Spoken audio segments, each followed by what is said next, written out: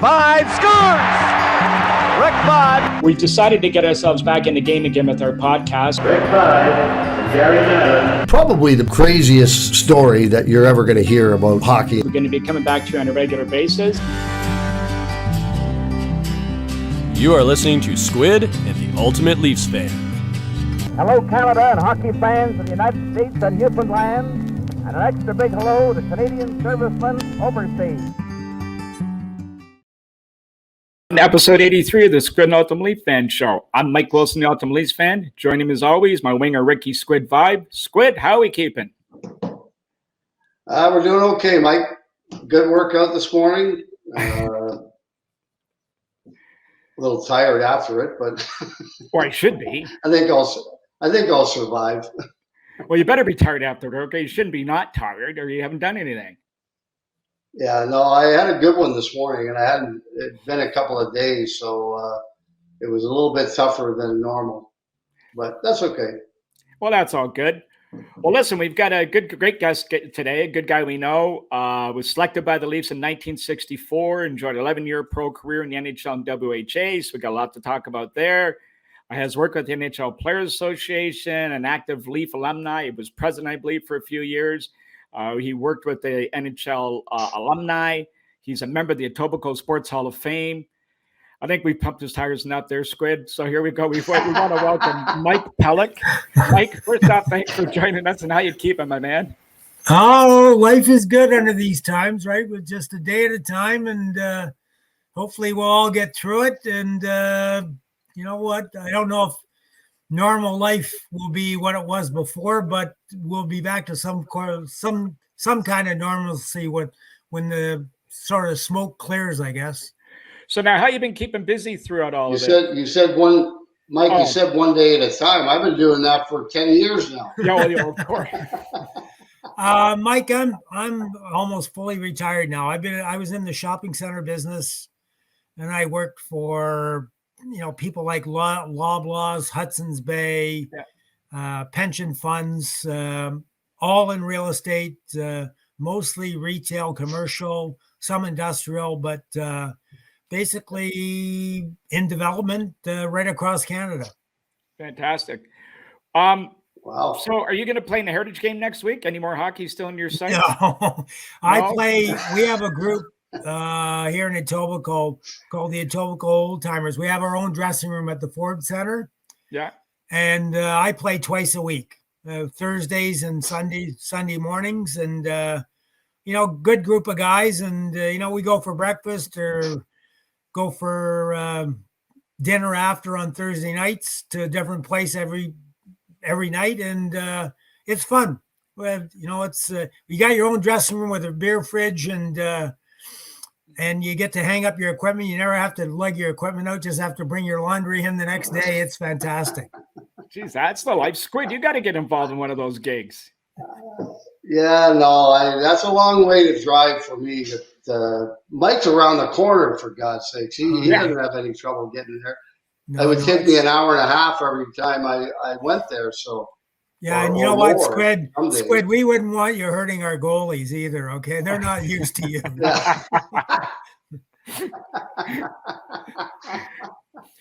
Why, he'd bring that 40-pound lumber piece with them. We just hurting their feelings, Mike, putting the scoring all the time. That's all. Yeah, well, I don't mind if you score, Rick. It's when you hit one of them. And then we don't have a backup. We have no backup. We have 2 goalies, that's it, but no backup. Okay, I'm out. You're out.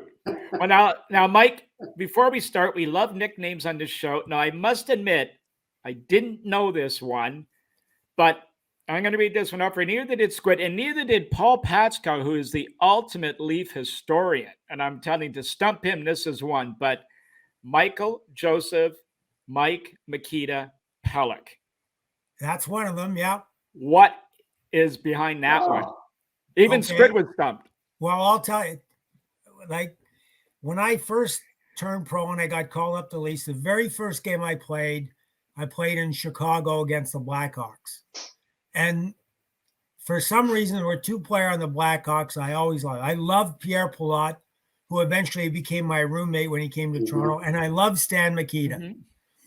And So I always used to watch what he did on the ice and think, well, maybe I could do that. I could never do it, but I'll tell you an interesting. So I kept saying, boy, I love that stamp. So guys start calling me Makita, and I try to handle the puck and pass it. Usually I give it away to the other team though. But one day he was in the Maple Leaf Gardens kitchenette at the front of them Maple Leaf Gardens, and I saw him sitting there prior to their pregame skate on a Saturday. And I was looking at him sitting at a table. They were having a coffee and a sandwich, and I'm watching him. He's smoking, right? And I'm looking at him. I'm going, man, he smokes. And so I kind of casually went over and I said hi, and they didn't really know who I was, but I kind of looked and I saw there's a package of Larks, on the table, and he pulled out a Lark and he was smoking a Lark. And I went, God, if he can smoke Larks, I'm going to try smoking them. So about 2 weeks later, we went to Chicago. I bought a carton of Larks. Okay. And I brought them home and I started smoking, right? And I kept smoking and smoking. And finally I went, oh, you know what? I can't do this anymore. I feel terrible. like I'm coughing and spitting crap up constantly. So that name kind of stuck with me. And then my other nickname, Roger Nielsen gave it to me, and he called me Cheetah. And I said, Rod, why are you calling me Cheetah? He said, because you know what, Mike, when you're out there, you're actually faster than you look. So that stuck with me for a while too. Well, that's not too bad. Oh, no. I loved Roger. Roger was like one of my favorite guys. I mean, not only like a very innovative coach, obviously, but like really a guy that tried so hard at everything he did. Like I used to play tennis with him, right? And he was a terrible tennis player, right? But competitive. And you'd win 3-love. And you'd say, okay, Raj, that's it. No more. Okay, one more set. And he wouldn't give up, right? Finally, you just have to say, Raj, I quit, right? Yeah, I got a lot of good memories. Roger was a real good man. I remember going out working at his hockey school in Peterborough every summer, and he was just a wonderful person. I never played for him, so I don't know what he was like as a coach, obviously, but he was a wonderful person to everybody at the hockey school. Yeah, I would say as a coach, obviously, everybody remembers him as Captain Video. But in terms of being innovative, number one, in terms of being really good on the defensive part of the game, I don't think he had any peers. When it came to the offensive part of the game, it was basically up to the players who were on the ice to figure it out, because Raj wasn't a big offensive type guy, but he knew how to shut down people. He knew how to control a game from the defensive standpoint. And he always, his mindset was always, if we can shut them down defensively, the offense will take care of itself. And he always had good offensive players. That's the one thing about him. He stressed a lot of defense, but he had a lot of good offensive players. Well, Mike, we want to go back and get back to the beginning with you. And for some of the younger listeners out there, they may not know of this, but back in the day, and we are certainly not throwing stones here because we're all on the same kind of level. But with the draft being on the dirt from the dreaded C form, you were selected by Toronto, the Leafs, before you played for the Marlboros. Can you kind of explain to the listeners how that all worked? Well, what used to happen is the Leafs then, they had this, as you say, this C form. And what they asked you to do when you were 15 was to sign this C form, which gave them exclusive rights to you, okay, if you turned pro. Yep. And they would give you $100 to sign this C form. Yep. $100, Well, when you're 15, my parents never had a lot of money. It was like, hey, this is a big deal. But I never signed a C form. There were a lot of other players that did. Whether if it could have held up in court, I don't know. But there were a lot of players that signed them. And really, from that time on, you were Leaf property. And, if you played for the Marlies growing up in the Marley organization, and then you went to play junior, you'd play you could play it. Well, at that time when I first started, St. Mike's was still around. Neil McNeil was one of their schools. If you didn't make the Marlies, they sent you to London to play for the London Knights. And then basically you turned pro, and, really there was no other place to go. Well, that's it. A lot of guys that came up through the Marley organization didn't turn pro. They ended up going to university and then deciding whether they wanted to play pro after. So, yeah, it was kind of I don't know what the proper term is, but basically, you were part of the family from the time you were 15 to whenever you decided you were not going to play pro anymore. Now, where were you, Mike, where were you playing at the time when they approached you about that C form? I was playing major midget. Well, actually, I was 15. I was playing major midget for the Marlies in the THL then. Yep. And then they had the 15-year-old draft, right? When you're turning 16. And I think if I remember correctly, I think I ended up being drafted 17th, which would have put me in the third round because there was only 6 teams there. In 1960. So Marlies spent a couple years with the Marlies. I want to talk about 67, the Memorial Cup team. You guys were loaded with Jerry Meehan, Brad Park, yourself, Brian Glennie, Tom Martin, Terry Caffrey, just goes on. Yeah. Talk a little bit about that year, because lots of great stuff happened. Well, what are some of the key things?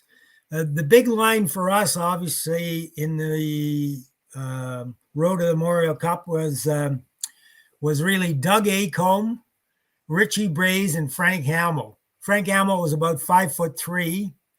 Richie Brays weighed about 140, and Dougie Acomb weighed about 155. And they were like unsung heroes. I mean, they played so well in the playoffs.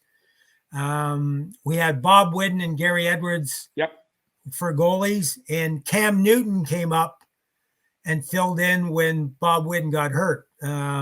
We played Kitchener Rangers, who finished way above us. I think we finished 7th in the league. We ended up playing the Kitchener Rangers and beat them out in 6 games. And then we end up going to play Thetford Mines. That's what I want to get. I want to get into these guys. That was okay. So Mike, going in, talking about this thing, a lot of people probably don't understand what you're talking about because of the Memorial Cup the way it is now. True. But back then, you had to go through 2 or 3 different teams in order to win. That's right. After you won your own league. Yeah, you win the OHA. Right. I don't think a lot of people understand that. That's right. That's good points, Fred. So we had to play the winners of the Quebec Junior League, which was Thetford Mines, which is, south of the St. Lawrence. It was a mining town. Avid hockey fans. We went in there. I had no idea. I was going to university at the time. They flew me down the day of the game, had a car meet me in Quebec City and drive me to the game. I got to the game about 20 minutes before the game started. We ended up beating them that game, but the fans were awful. Yeah. They used to make these balls out of asbestos. Okay. They're like Indian rubber balls, and they throw them at us on the ice. And those things hurt, right? So good story. So the first night we beat them, and they're pelting us with these things. And I'm like, my buddy Chris Evans, who played defense with me, I said, I've had enough of this. And then they followed us all the way back to the motel, and they were honking at us and throwing stuff at us. We went to a Depanier and we bought 24 eggs, Chris and I, and we got behind a snowbank. Okay. And as these cars came by, we let them have it with the eggs, right? And of course, then we ran back to our rooms, right? And went, oh yeah. So we beat them, and then they had to come up to Toronto to play us, and then we thrashed them in Toronto, and they were gone. But they had some really good players. Like they had Mark Tardif. Yeah. I think Reggie Houle played on that team. They had a good team, but just luck of the fates, we got the breaks and got the jump on them, and they never recovered. Well, then we want to get into Port Arthur, Thunder Bay, and this team. Please. They were allowed to bring in extra players, so they brought in 6 ringers to play against you guys, and this team was, well, you can tell they were tough. Well, not only were they brought players in from their own circuit, and then they got to bring in 3 players from the Western Hockey League. So they brought in Juha Weeding, who played for the LA Kings. Yep. They brought in Jerry Hart, who played for the Islanders, the defenseman. And they brought in Billy Fairburn, right? And we played in the Port Arthur rink, and it was jam-packed. Every game was jam-packed. We ended up beating them up. They had Bob Battleship Kelly. Yeah. And he was running on. He was punching everybody out, right? He was killing us all. But, again, we had a better team, and we ended up winning. We're happy to get out of there. And little known fact, Gus Bodner, who was our coach, he was born and raised in Thunder Bay. So, he was really happy when we won. Oh, I'm sure. Now, then talk about out west when you went to go play for the Cup. That's where we played for the Cup. Oh, you played there? Oh, okay. So we played there. They were the reps from Western Canada. Oh, okay. And they were allowed to pick up 3 extra players plus what they picked up in their own little division. Oh, I thought you had another round you had to go. Well, that was it. Well, wasn't there one incident I thought when you were going back to your hotel, you got followed again by guys, and then there's something about a car getting kicked or something, and that nobody's ever owned up to it. I lost my cool again, and guys were like hounding us and throwing stuff at us and throwing bottles at us and everything, and these guys kept circling around. We were walking back from the rink to the hotel, and the guy came up, and he was just like, he couldn't stop. He was spitting and throwing stuff.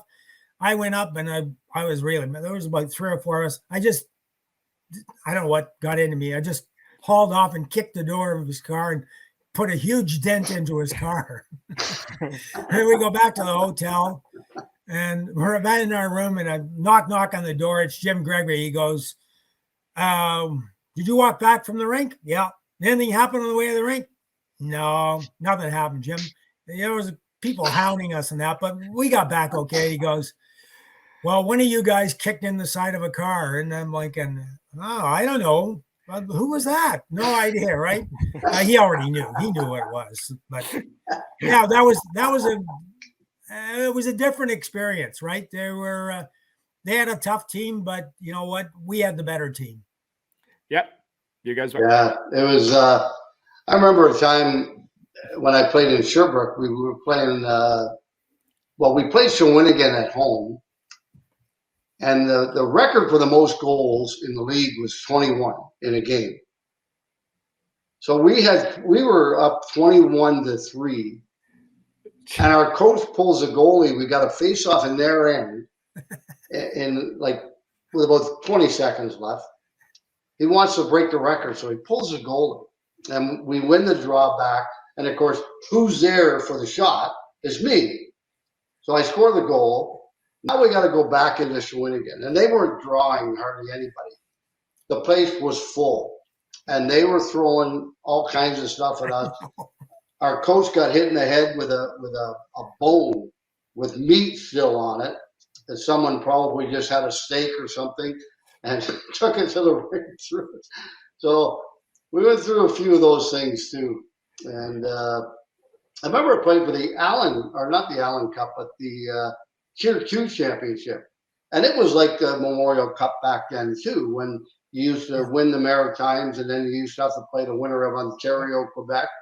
And then you would have to, if you won that, you would go to the West. Sure. And so things are a lot different now. That people don't understand those things. I don't think that many people. They think the Memorial Cup has always been the way it is now. Wow.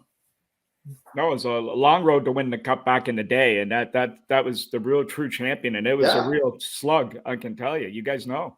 So Mike, talk about your first Leaf camp. I guess where I'm going with it is things are a little different. And here's another thing: 6 teams, 120 jobs, only in the league. Here's you guys, and these guys were set in those positions for some time. The vets weren't always real friendly to rookies coming into the league they were today. Like Jim McKenney told us Dave Keon didn't speak to him for like 2 years. Well, that's because Howie was in Rochester. Yeah.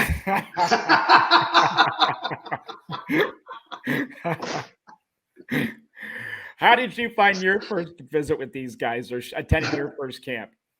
Well, I was still eligible to play junior, and I got invited to go to camp. So I go to camp, and we're staying at the Empress Hotel in downtown Peterborough. And there's, I didn't know what I was doing, but I get up there and I'm on the floor and I'm looking for my room. I go to my room and it's a long, skinny room, and there's 2 beds that are kind of like normal beds. And then there's what looks like a cot at the end of it's like not even like a single. It's smaller than a single. I figured, well, I'm sleeping. I got this bed, right? Anyway, Rick Foley and I think Jerry Meehan might have been our other roommate. But anyway, Rick Foley, we couldn't use the bathtub in the room because Rick filled it full of ice and he kept beer in the bathtub. Okay. So I throw my stuff on the ground and on the floor, and I walk on the hallway, and the first guy I meet is Dick Duff's brother, Les Duff. Okay. I don't know Les Duff from Adam. I know he's from Rochester because I'd sat on the bench for one game in Rochester. Never got on the ice because Joe Crozier, if they got on the ice, you got $100. If you sat on the bench, you only got 50. So I sat the whole game on the bench. Anyway, he introduces himself and he says to me, do you want to see my comic book collection? And I'm like, what? I said, sure. So he takes me down to his room. He's in a room, 2 beds. And beside his beds are stacks of comics. Okay. Superman, Batman. Yeah. And he goes, like, take it. If you want something to read, take them. And I'm like, no, I'm in my second year university already. I'm like, I'm out of the comic books, right? So then we go down for a weigh-in. Oh, first of all, I get to my dressing room. And at that time, there was like 6 change rooms in Peterborough. And I'm in the 6th room. And my number is like 135 or 140 or whatever, right? And I go in the room, and who's sitting directly across from me is Bob Battleship Kelly. Oh, yeah. And I'm going, oh, God. Like this is not a good feeling. So now we go for weigh-in. So you had to go on the other side. I get in the line for the weigh up, and here's this guy in front of me who's about 5'9" or 5'10". He's about 3 feet wide. Okay. And he's got hair from the back of his neck all the way down right to his ankles. Right. And he's got this greasy black hair. Right. And I'm going, who the hell is this guy? And I'm following along behind. And as we get close to the old weigh scale where they put the plates on, Bobby Haggard is running the weigh-in, and I hear, Bobby Haggard says, Bruce Gamble. And Bruce Gamble says, Bob, 222. So Haggy puts the weights on, slides the one that's the 25-pounder, and he's got his finger on it. He goes, okay, Bruce Gamble, 222. And he's gone. And he probably weighed 240 or 245. And I go to get on the scale, right? And he goes, how much do you weigh? I go, I don't know, maybe I might weigh 175 or whatever. Yeah. And he puts on 175. He goes, 175. He didn't even wait. He just said 175. That's it. You're gone. So that's how we started. And you know what? We basically always practiced with the guys that were American leaguers, Central leaguers, Eastern leaguers, guys that played for Victoria in the Western Hockey League. Very rarely did we get on the ice with the Leaf team.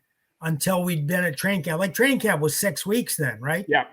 So after about the third or fourth week, they'd start to work into the lineup a bit, right? Who was the guy with the long hair? Bruce Campbell. Oh, was him with the hair that long? Yeah. The long hair coming down the back. Yeah. Holy great guy too. Like a fantastic person, right? That's unbelievable. It's kind of funny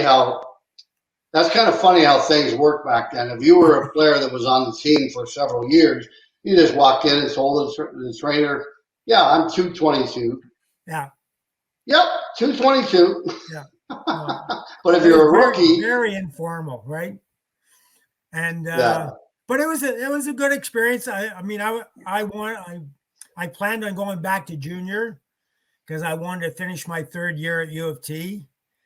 And I came back to the Marlies, and Gus Bodner, we had a couple of practices and a couple of games, and he came to me. He said, "Look, I want to sit down with you and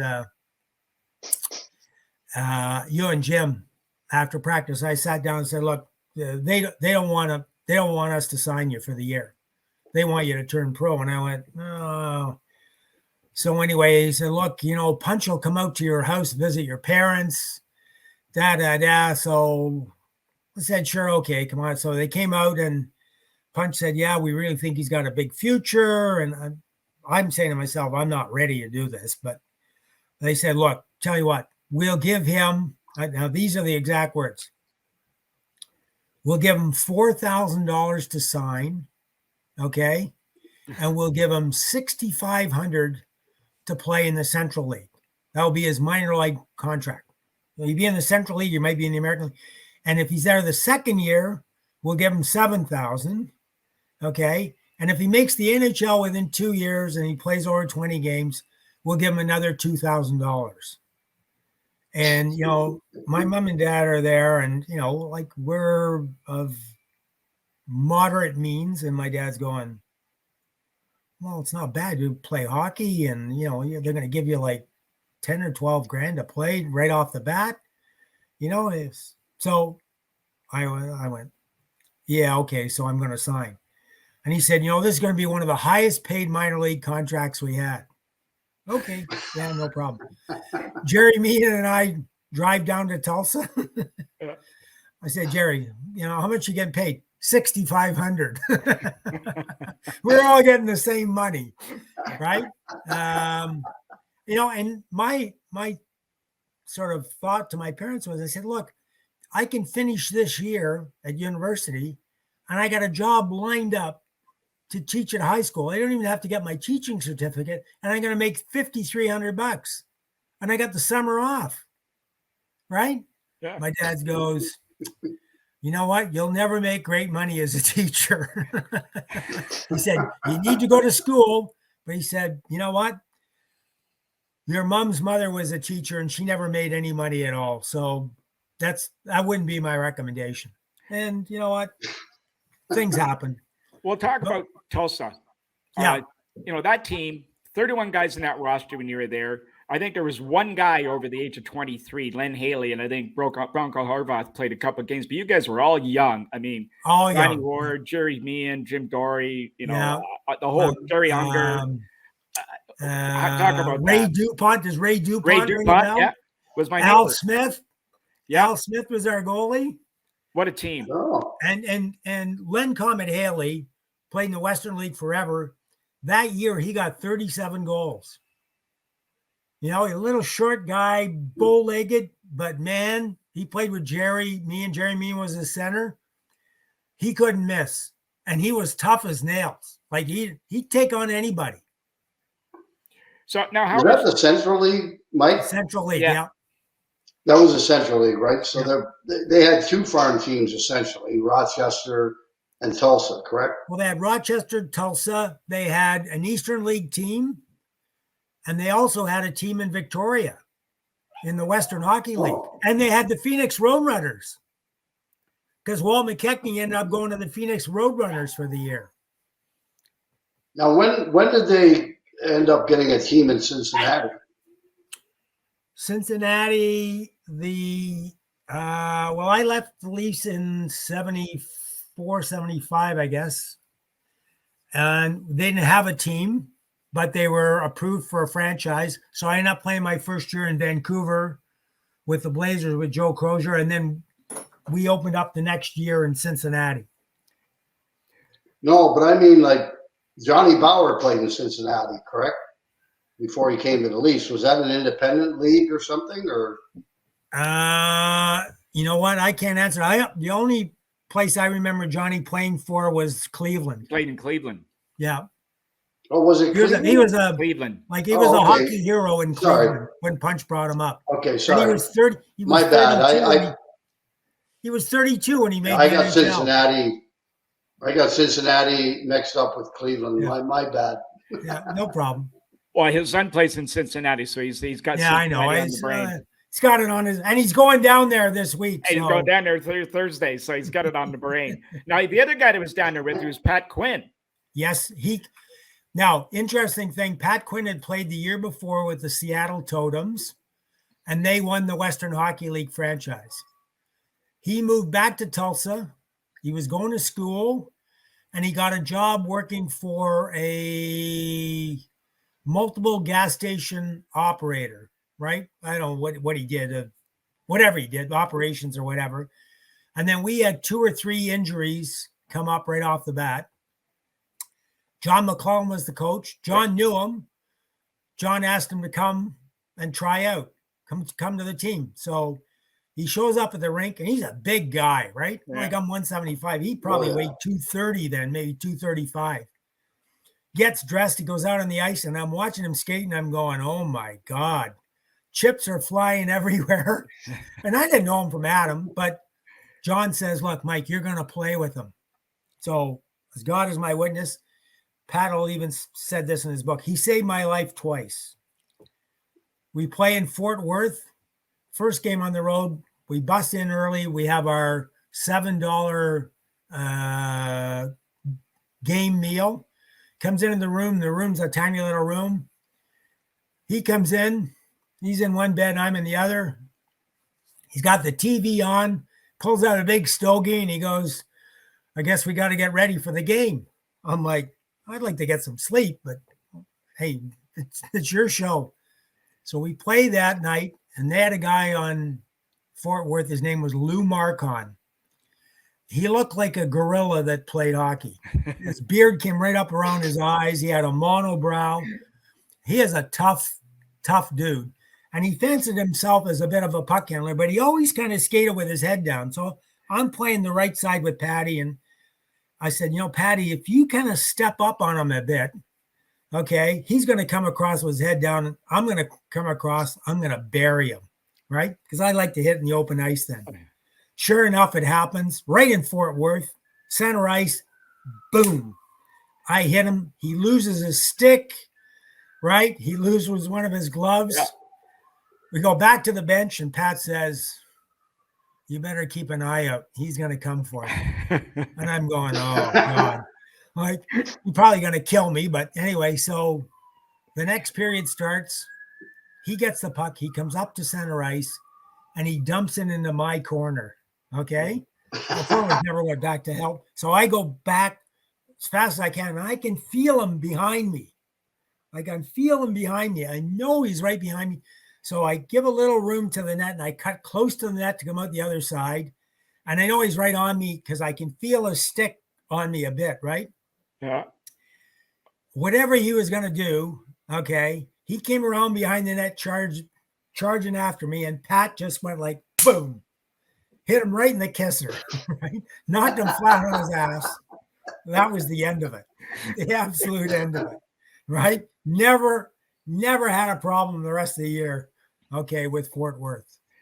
But Pat was a great teammate, fantastic, do anything to help the team win. And you know what? He played well in Toronto. He played well in Vancouver, right? And then he went to Atlanta. He was good in Atlanta, and then he got his law degree, and, the rest of his career speaks for itself. Now, you make the Leafs full-time. So how was your relationship with Punch? Nothing but positive. Even though he was cheap, nothing but positive. I mean, he gave me a chance to play. He said, look, you're going to make mistakes. but you know what? Like you can play here, right? So just work hard. And, unfortunately we got bounced out by Boston badly in the playoffs and they let Punch go. But you know what? I can't say enough good things about him while he was with Toronto and how he treated me. Well, that's what we want to talk about, is that the 69 playoffs, obviously the game was 6-0 near the end of the second period, and the Pat Quinn hit. Maybe give us your version of what you saw from watching that one. I was on the bench watching. Bobby came down the right side of the ice, right? And he cut into the middle, right in front of the penalty box. And Pat came across and buried him. He had his head down. Like, it was a clean check. It wasn't dirty. He hit him clean, and Bobby was like out. And then all hell broke loose with fans and shit. And, we were trying to get out of the rink, and they were throwing stuff at us, and they had cops around. Cops didn't look like they were trying too hard. And then we came back to Toronto, and, you got to give Bobby credit. The game started, Pat got on the ice, and Bobby dropped the gloves with Pat, right? It wasn't a fight. It was more like a wrestling match, but, that said a lot for Bobby, but it said a lot for Pat too. Pat was one of those guys that you could sit with for hours upon hours and talk about hockey. Right. Like, he loved the game, and he just loved to talk about hockey. I remember, I think it was actually in Niagara Falls. We were down here for an event, and we sat up till 3:00 in the morning talking about hockey. And boy, I'll tell you, the stories he was telling me, I was like, oh my God. I'm glad I didn't play back then. Well, you know what, Mike, speaking of the stories, we'll get to that. There's someone asking about Pat Quinn in a second, but going back to that game, the first game, the 10-0 game, like, where were the guys in the bench all thinking as this was all going on around? Then Forbes Kennedy, I don't think it's been matched since. 4 majors in one sequence of fights. In one fight. And his last major was with Johnny McKenzie, who had played with him. And I ended up playing with Johnny later in my career. And Johnny grabbed a hold of him and said, look, Forbesy, just hang on to me. Like, it's over. It's over. Like, he couldn't lift his arms. But you're like, this is a part that people don't. So the next day, Forbes has a meeting with Clarence Campbell. Okay. This is the best line of. So it's at the hotel. We're staying at the Copley Plaza. Forbes comes in, and he's got his cowboy boots on and his leather jacket, and, looking like a PEIer for sure. Right. And so they interview him. And blah, blah, blah. And so, he gives his side of the story, what happened, And of course they listen, and so they're talking. And so they, right at the end of the interview, they said to him, so Forbes, if you got anything more to say? He said, Mr. Campbell, I don't have really any time to say anymore because I got to get ready. I got a game tonight.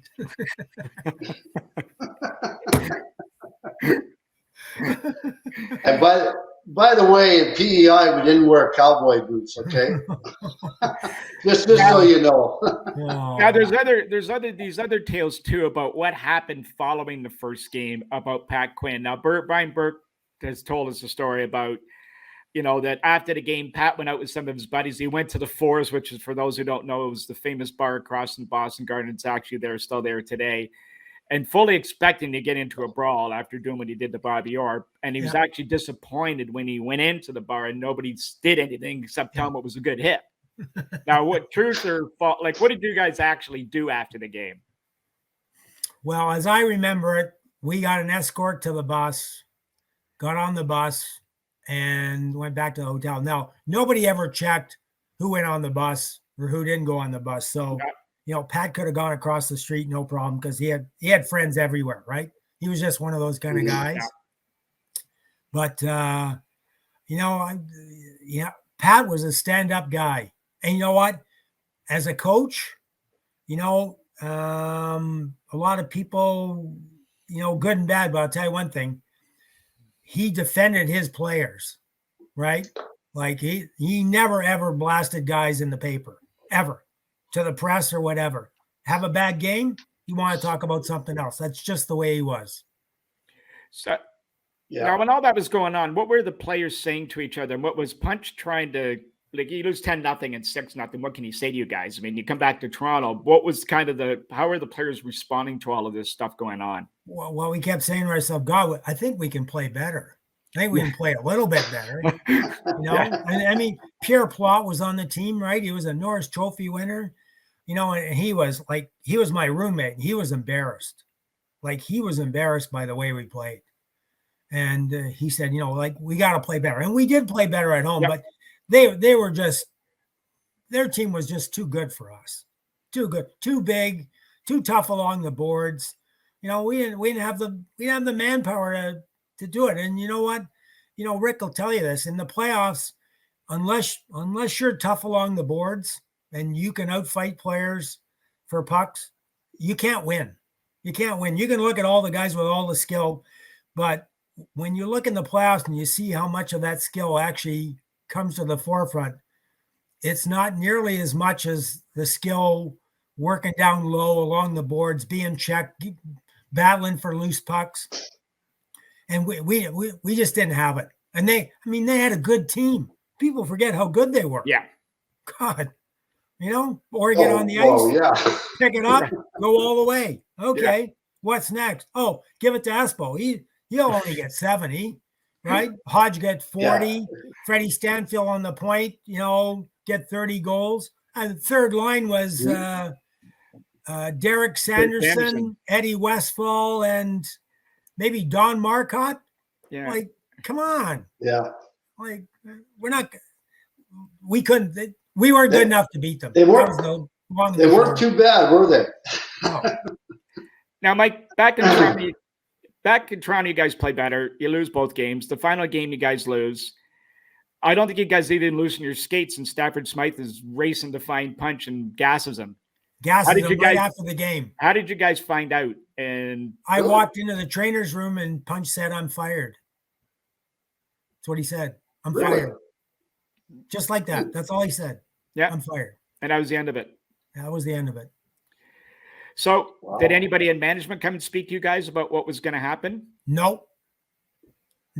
That you just went home? That didn't exist in those days. Unreal, eh, Squid?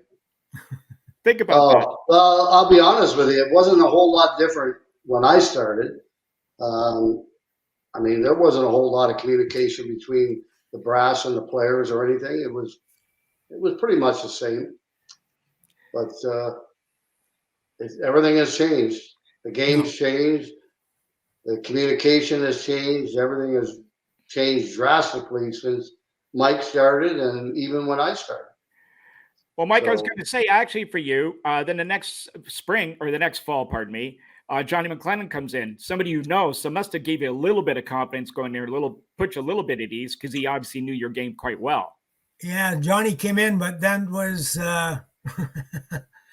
Didn't work, right? And then we had the WHA stepped in, and we lost a pile of good players to WHA when we were just starting to build our business a bit. And, we're all getting better. And all of a sudden now we lost 5 or 6 players right off the bat. And it's like, okay, what do we do now? And the team was, we had a bad team. We just had a bad team. And, well, Mike, don't forget also, too, expansion was only a couple years in the making, too. So there's another 6 teams that are searching out players every day and every week. So lots of competition for bodies. So how did you end up in the WHA with Vancouver? Now, did you get approached the first couple of years when it started, or did you wait a little bit? You waited, obviously. I got approached by Minnesota, right? Mm-hmm. Okay. And Harry Neal was there. And so they came. Glenn Sonmore was the GM, and they came and tried to recruit me in 72. And I went, I don't know. I just didn't think I didn't want to make the move, right? And they offered me good money, was more money than I was making for the Leafs. And I thought I'd just ride it out. And, fortunately for me, my career turned turned around quite a bit. And then in 74, I had a really good year. And then Cincinnati came and approached me about signing a 7-year contract with a big signing bonus. So, Al Eagleson was my lawyer, and I went, like, Al, I'm not going to, and I didn't want to leave Toronto. I wasn't looking to get the same amount of money from Toronto. I called Red Kelly and said I didn't want to leave. I called Jim Gregory, and he said, Mike, this is how much we can afford to pay you. We can't pay you any more than that. And I just said, well, Jim, then you know what? I got to go. I got to leave.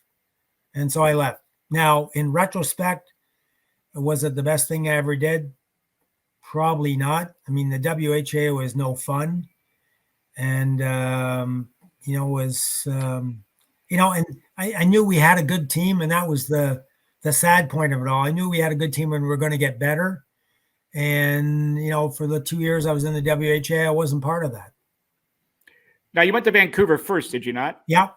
Vancouver Blazers. Yeah. Now, when you got there, when you make the jump to WHA, what was the first glaring thing playing in the league that told you it was no longer the NHL?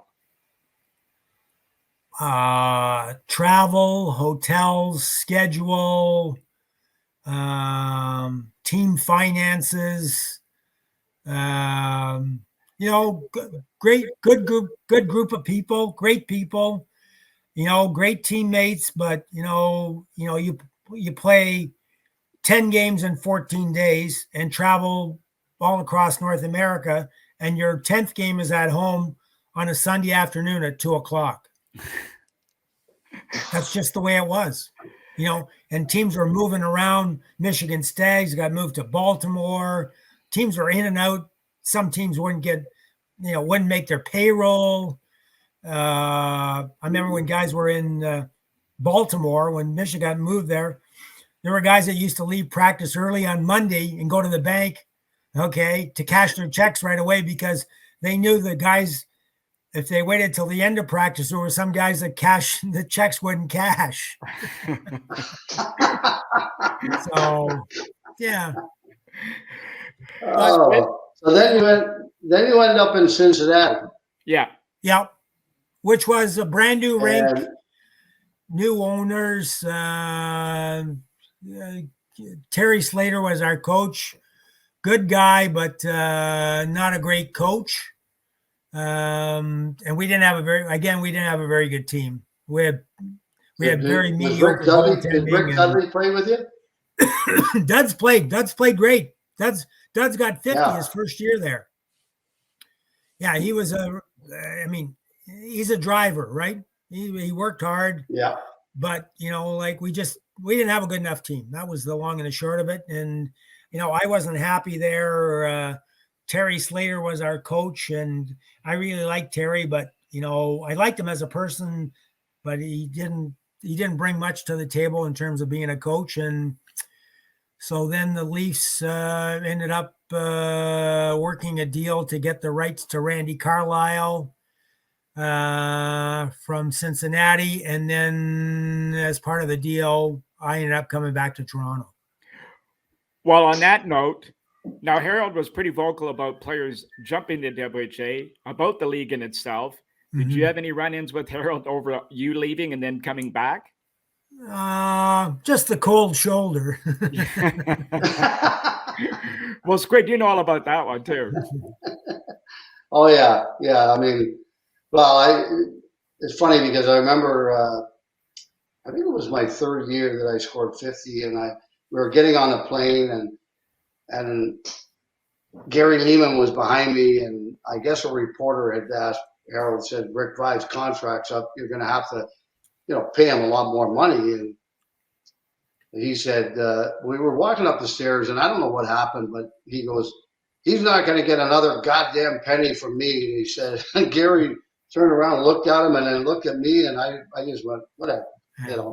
I mean, that was Harold, and you had to understand. It's the way Harold, it was. Yeah. It's the way he was. And everything was geared towards getting on the front page of the sports in every newspaper every day. Yeah. And he pretty much accomplished that, with all the crazy stuff that he did. that was just what it was like playing for Harold Ballard. Yeah. And, well, Mike, I was going to ask you also, going back to playing in Cincinnati, Vancouver, and the WHA.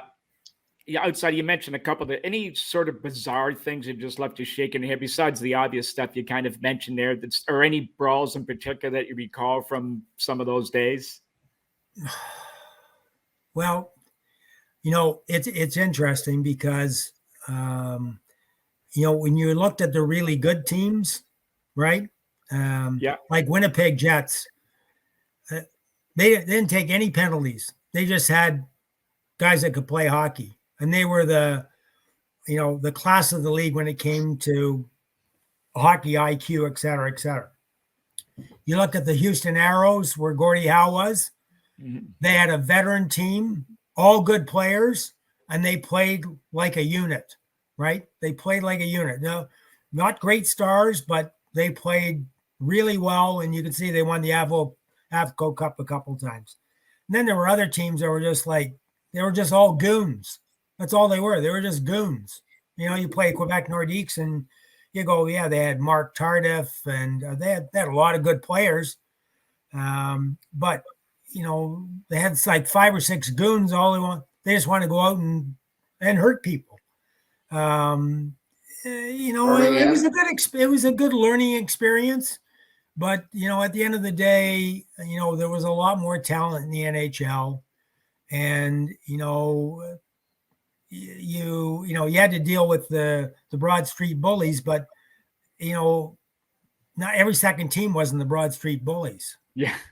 But that's what it was like in the WHA. You'd see guys on teams and you go, how'd that guy ever make the team?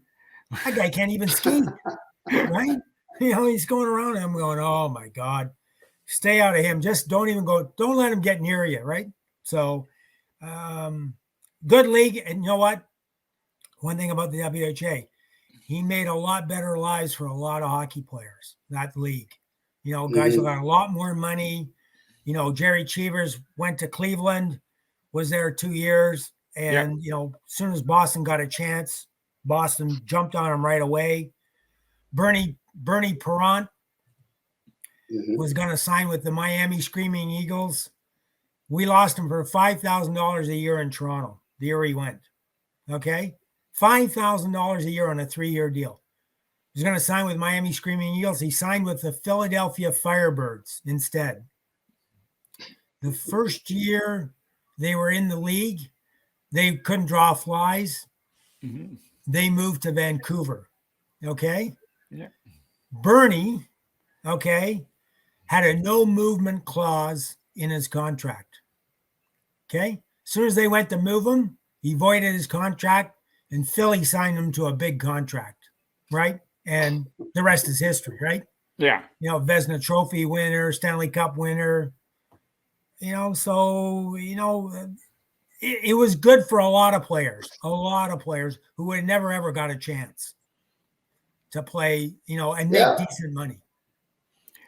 Well, it's great. Yeah, I think it also really helped a lot of young guys that signed as underage guys and got to play pro, and then eventually went on to the NHL and became good players. Absolutely. I mean, look at Birmingham had Langway, Mark Napier, Kenny Linsman. They had a lot of guys that went on and had great careers in the National Hockey League. Yeah, it opened the doors for a lot of players that would have taken a long time for them to make the NHL. Yep. Yeah. Well, I was going to ask you, Mike, also, now you grew up in the Toronto area, so you're aware of the Maple Leafs, and you knew the regard that Toronto's held by fans and by the media and all that kind of stuff that goes along with it, the white noise, if you want to call it. And being around the Martys, you would experience some of them being around the Gardens. But once you became a Maple Leaf, left and then came back, what was there something that stood out to you would never have guessed as being a part of a Maple Leaf? And it could have been anything from the recognition and, as I mentioned, the media, or just even how guys in the room acted, even though they were held in such godlike fashion by everybody around, and they still bitched and complained or something. Well, I mean, Mike, no team has players that love every moment being on that team. There's always guys that are going to bitch and complain about something. But,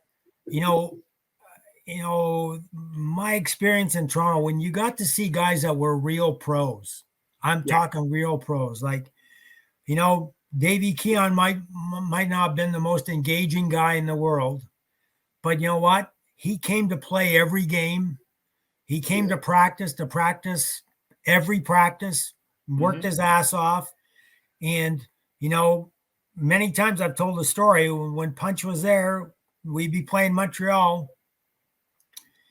I remember hearing him one time outside the dressing room. We're playing in Montreal. He said to Punch, I want to play against Beliveau tonight, and that's what he never wanted to play against third liners.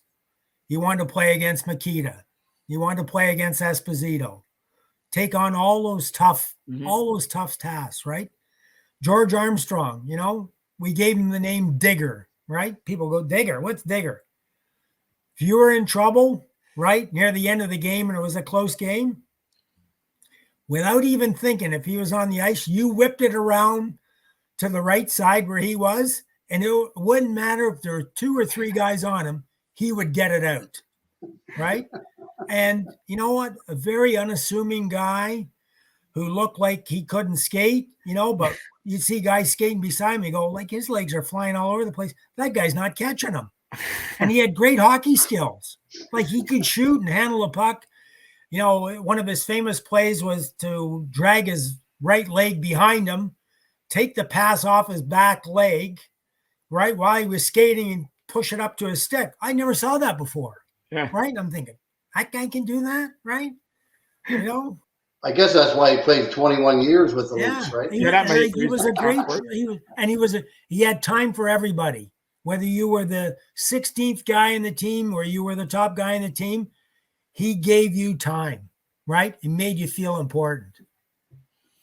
Davey was a different captain. Davey led by example, right? He didn't want to be everybody's friend, but when he went out there, if you work like I work, okay, I got no complaints. If you go out there and you screw the dog, I'm not going to be happy. Yeah, I remember I had a great encounter when I got drafted by Sherbrooke in the Quebec League because I was in PEI, but I also got drafted by the Marlies in Toronto. And Armstrong and Johnny Bauer came out to visit me and tried to talk me into coming to Toronto. And I think I was their 4th or pick or something, and I was 4th overall by Sherbrooke. Sherbrooke was like 100,000 people. Toronto was, 2.5 million or something. And I figured, I think I'm probably better off to go to Sherbrooke where I'm probably going to get a better chance to play. Mm-hmm. But I was like, holy cow, like Johnny Bauer and George Armstrong are in my house. Yeah. They're talking to my parents. And like, it was pretty surreal back then. Like, I was a 16-year-old kid or 17-year-old kid. It was pretty unbelievable. Yeah, that would be something for a guy. Gary Lehman talked about that too, looking behind the glass during the warm-up, and there's Dick Duff and Johnny Bauer or somebody along those lines standing there watching them, and he's thinking, oh my goodness, they're coming out here to see me. How can I not play for those guys? So Mike, we want to thank you so much for joining us. We've just got a couple minutes left here. So hey, great to see Squid without that beard too. You look 15 years younger. Hey, but just on a final note, Mike, we all so much more I want to get to with you, but two guys I'd like you to touch on before we go: Jim Gregory and Gus Bodner.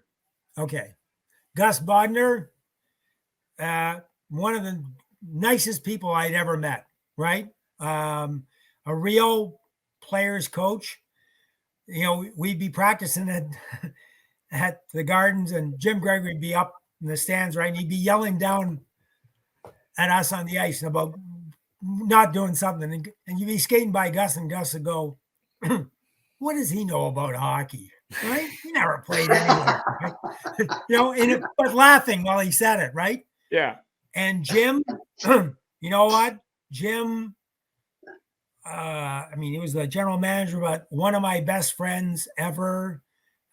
Kept in touch with him, all my life. a real player's general manager, right? Like he really, really felt for players, and he learned the business from the ground up. I mean, he was a trainer at St. Mike's. Yeah. Right? He worked his way up. He was smart, put a lot of good people around him, made some good deals, went to work for the NHL, did a great job at the NHL, but you know what? He was a superhuman being. That's the best I can say about him. He was just a superhuman being. It's not the first time we've heard that, by the way. Yeah. Yeah. They heard that quite a bit. But Mike, one last thing. I just want to. Sure. You were both with the Leaf, president of the Leaf alumni, and you also worked with the NHL alumni. Yeah. There's a lot of things that those organizations do that people aren't aware of. I don't know why there isn't more said about what the alumni does, because there's a lot of great things that the alumni do. Yeah. But I don't think people know about it that much. Well, Rick, I mean, like scholarships. You have a pretty good idea what the Leaf alumni is involved with, and you know what? It's it's a story that's not well publicized. It needs to be, but it has significance. Far-reaching significance in the community, right? In the call it the Toronto community, the Ontario community, or whatever. The NHL alumni, I was the chairman there for 7 years. Mark Napier was the president. They've done a lot of good stuff to help players, especially after they're out of the game, right? Counseling, all sorts of opportunities, education, job opportunities, et cetera, et cetera. It's still building. They've still got, it's an upward struggle all the time, right? I mean, I always look back in the past and I look at guys that were successful. And, if you look at the track record Marvin Miller had in Major League Baseball, okay, that's where the NHL alumni has to get, where Marvin Miller stood up to the owners and said, if you don't do exactly for the players that played in the past what you do for the players today, then we're going on strike. And the owners said, you'll never go on strike. And guess what? They went on strike, and guess all those people that played, okay, got the benefit of that. And I think, there might come a time that might happen. I don't think it will. I think there's a better, a more diplomatic way to get things done today. But, from the day the NHL alumni started and to where it is today, I mean, there's been a big change, and it's all been positive for the players. Yeah. I mean, I told Squid a story off the air before we came on, Mike, and I just said, it's funny talking about the alumni. We've got to bring this up to Mike, that there needs to be more publicity what you guys do. And as a matter of fact, Deb and I were hosting something for Canadian Olympic athletes at our place one night. Yeah. And Kevin McGuire walks in. So I know him. He comes up, hey, Mike, how's it going? All that. And I said, hey, Kev, great to have you here. But, geez, I didn't know you'd be here. He goes, well, actually, we have an involvement with alumni with some of the Canadian athletes through Can Fund. I go, You do? Yeah. I said, people got to know this. Yeah. And he said, there's all kinds of stuff we do. And he said, I said, you guys have got to get out there and get the people to know that you guys are just more than some sort of an organization. You actually do give back. Yeah. I think, sometimes, Mike, that can go, it can work the other way though. Right. I mean, we talked about that part. You support some things that are important to you where you can make a difference, right? Not just write a check, throw it in and say, no, okay, like we're going to help you out. Okay. Now, what are you going to do? What are you going to do with what we do to help you? Right. And, for us to say, I might be speaking out of turn, for us to go and give United Way a donation for 50 or 60 grand or 100 grand or whatever from the Leaf alumni, it just gets lost in the minutia of the United Way. But if we give 100 grand to a specific charity, it's a huge impact for them, That's right. For people that have a tough time getting money. And that's where I think the direction has been. Okay, with the Leaf alumni, I can't really speak for the NHL alumni because I've been out for quite a while, but I think that's sort of the idea with the Leaf alumni have. Let's go and put money where we can make an impact. And you know what? They've done a good job at doing that. Here. Yeah. Well, done a really good job. They do a lot of things and help a lot of people. In the community. And help a lot of players. It's unbelievable. I mean, and help a lot of players too. Yeah. You know, that's another thing. Well, I mean, just and one team that's four done an amazing scholarships job a of year. that are Montreal Canadiens. Like you never hear of any players that are in trouble with the Montreal Canadiens because they basically go out of their way to make sure that every player is comfortable in his retirement. Mm-hmm. Fantastic. And that's what we want with the Leaf alumni too. We want that. That's great. That's really good stuff. Well, Mike, listen, it's been great talking to you. Great seeing you again. And hopefully we can run into you again. Yeah, I'm not going to try and break into your house to steal any memorabilia, okay? I promise. Well, I appreciate He doesn't have it anymore. Well, I don't have the house. We're in a condo now. So, there you go. There's the big. How about that picture? There you are. Oh, my God. And you're on the door. Mike, Rick, thanks very much for having me, okay? Great having you, Rick, Mike. Mike, it was a pleasure. Thank you.